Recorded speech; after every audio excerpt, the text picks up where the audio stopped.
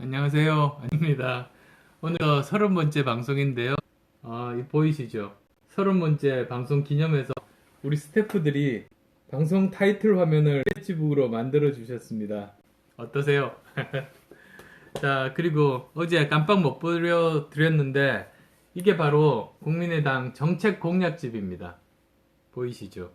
그 휴대하기 좋은 사이즈로 만들었습니다. 어느 당보다도 현실성 있게 만들려고 노력했습니다. 많은 분들 읽어보시면 좋겠어요. 여기 보시면 이제 이 그 각각 탭들이 다 있고 여기 보시면 이렇게 그 공약들이 있습니다.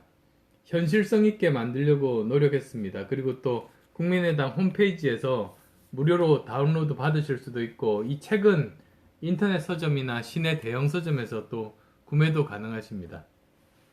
책 장사 같아요. 자, 이제 한 달이 어떻게 지나갔는지 참 제가 창업도 해봤고 그 다음에 대학원도 만들어 봤습니다.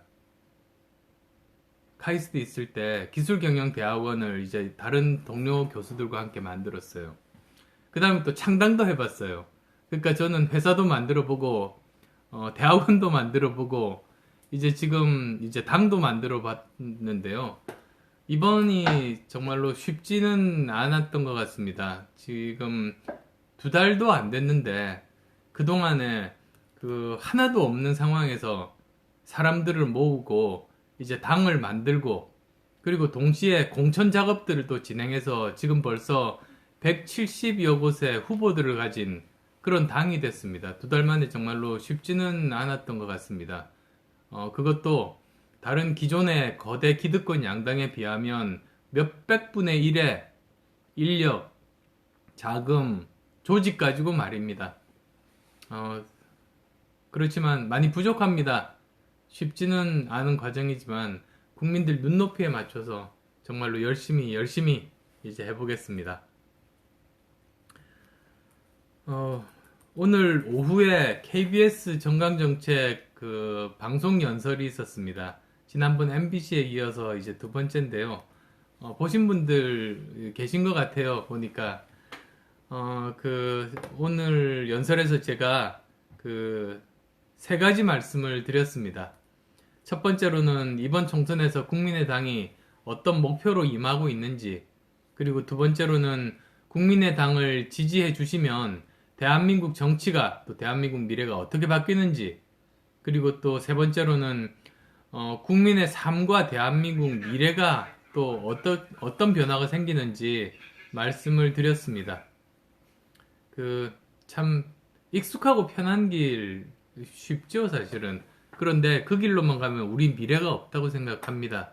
그래서 정말 편한 길은 아니고 두렵기도 하지만 그 길로 가야만 대한민국의 미래가 있다는 생각입니다. 사실 1번과 2번은 기회가 많았습니다. 지금까지도 많이 주셨습니다. 그렇지만 국민들이 그 기대에 전혀 부응하지를 못했습니다. 이번 선거에서 국민들께서 좋은 선택 해주시리라고 믿습니다. 제가 또 여기 퀴즈쇼, 그죠? 이틀 동안 말씀을 드렸는데, 많은 분들이 참 즐거워한다는 인상을 받았습니다. 저도 좀 편한 마음으로 할 수 있었는데요. 댓글도 평소보다 2~3배 아마 답 쓰시느라고 그런 것 같긴 합니다만, 댓글들 많이 이제 달아주셨습니다. 어떤 분이 정답 맞췄는데 왜 선물 안 주냐? 그렇게 또 항의하시는 분들도 계셨는데요. 마음 같아서는 선물 하나름 드리고 싶습니다만 선거법상 그게 힘들다고 합니다. 그렇지만 제 마음이 그렇다는 거 꼭 알아주시면 좋겠습니다. 또 난이도에 대해서도 말씀 주셨네요. 지지자 무시하냐? 이렇게 난이도 상향 조정해달라. 이제 그런 분들이 많아서요.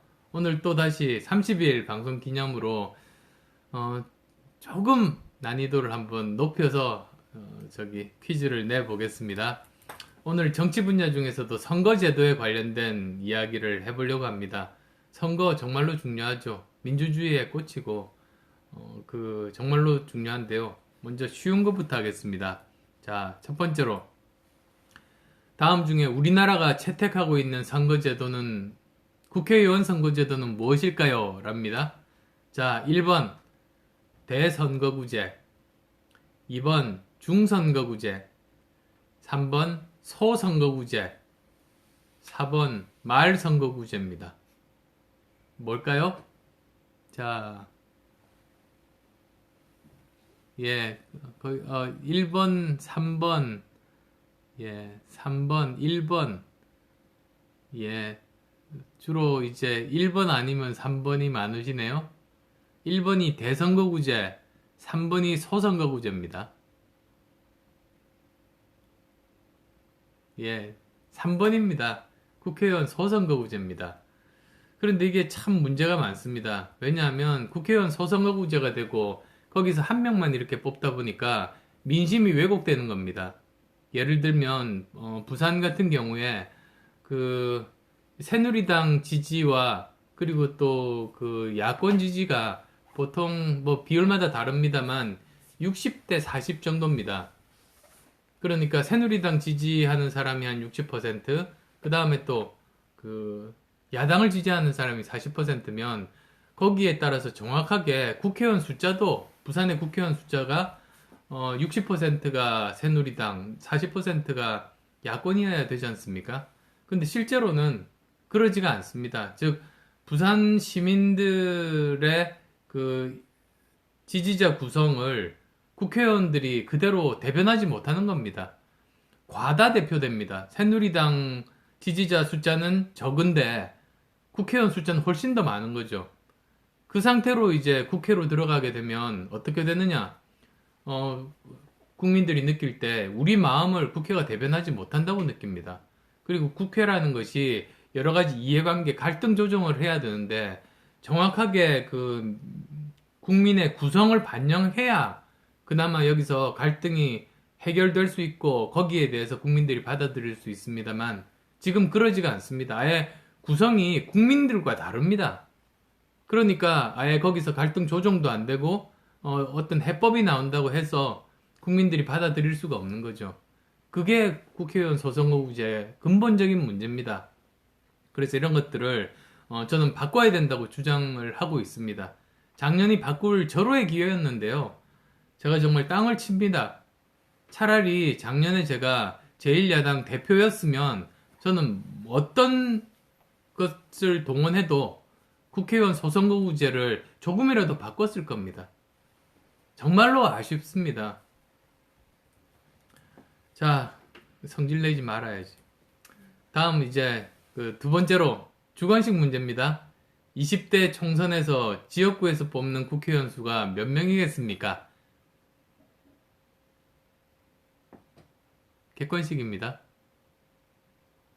자, 지역구 국회의원 숫자입니다. 어떤 분은 300, 어떤 분은 253, 297, 1명. 자, 저 국회의원 전체 숫자는 300명이고요. 지역구는 250 몇 명? 253명입니다. 예. 그럼 또 이제 다음 문제 내볼까요? 자, 그러면 지역구가 지역 주민들의 민의를 반영해서 대표해서 뽑는 겁니다. 그러니까 우리나라 전체를 253으로 나눠서 그 한 지역마다 국회의원이 한 명씩인 거죠. 그래서 소선거구제라고 합니다. 그러면 그 비례대표는 몇 명일까요? 비례대표요. 47, 45, 47이 맞네요. 맞습니다. 그 전체 의원 300명이고 그 각 지역마다 뽑는 사람들 다 합하면 253명. 그러면 300 빼기 253, 나머지가 이제 47명이 비례대표입니다. 너무 쉬웠나요? 자, 그러면 이제 마지막 문제 제가 내겠습니다. 정말 뭐 어려운 문제 내고 싶지만 지지자분들 수준이 워낙 높아가지고요. 쉽지는 않습니다. 자, 문제입니다.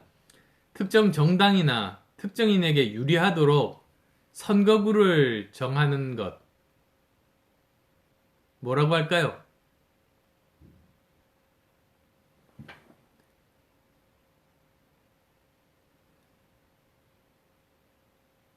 예, 맞습니다. 아, 많은 분들이 다 아시네요. 아, 지금도 47이라고 막 하시는 분들도 계시네요. 지금 그 문제는 끝났고요. 예, 게리맨더링입니다. 맞습니다. 그러니까 이렇게 선거구를 정할 때 보면 어떤 지역은 뭐 야당이 유리하고 어떤 지역은 여당이 유리하고 이거 있지 않습니까? 그러면 여당 후보가 자기가 이길 수 있는 데들만 이렇게 짜집기를 하는 겁니다.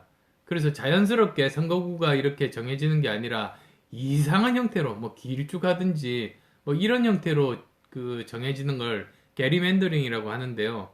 그게 유래가 있답니다. 미국에서 1812년에 매사추세츠주 주지사인 이 게리라는 사람이 상원선거법 개정하는 거 강행을 위해서 자기 당에게 유리하도록 선거구를 이렇게 짜맞췄답니다.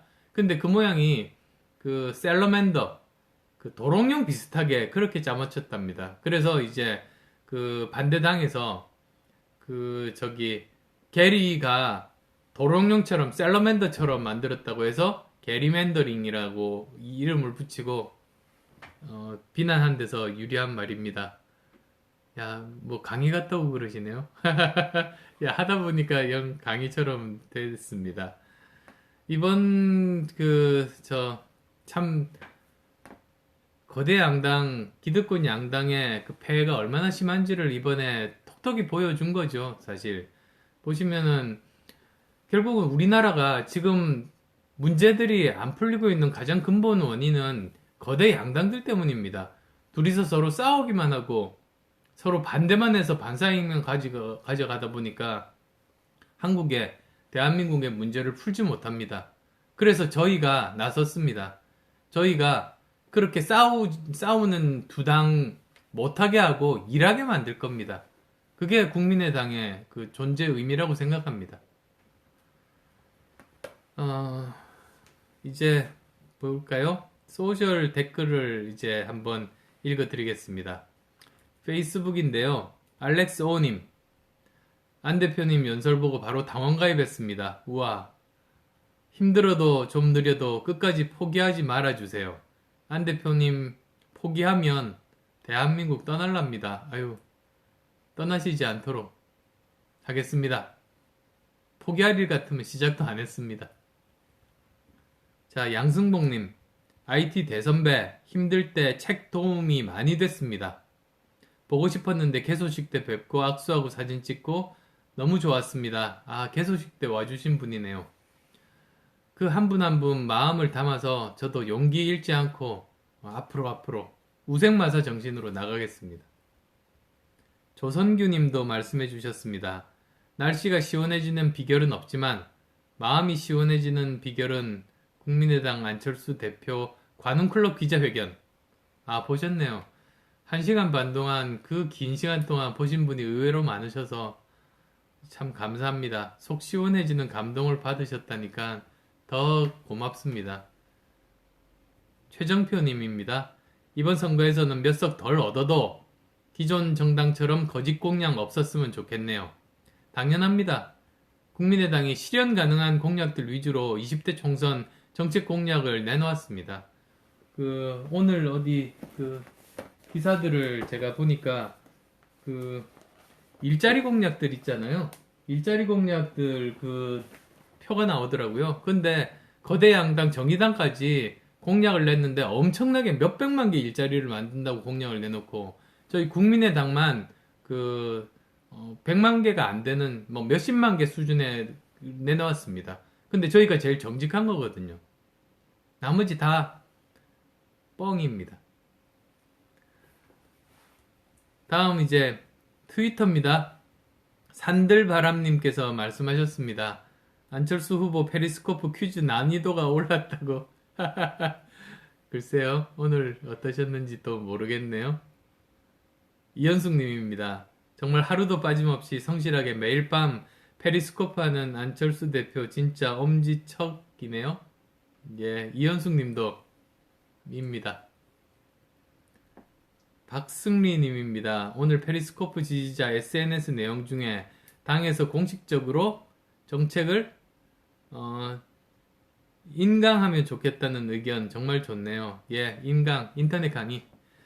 자, 창업은 안철수가, 정치는 이상돈이, 경제는 최이배가, 복지는 정준규가, 과학은 오세정이, 노동은 곽태원이, 조세는 김삼화가, 교육은 박주현이. 이렇게 인강하면 좋겠다는 의견이네요.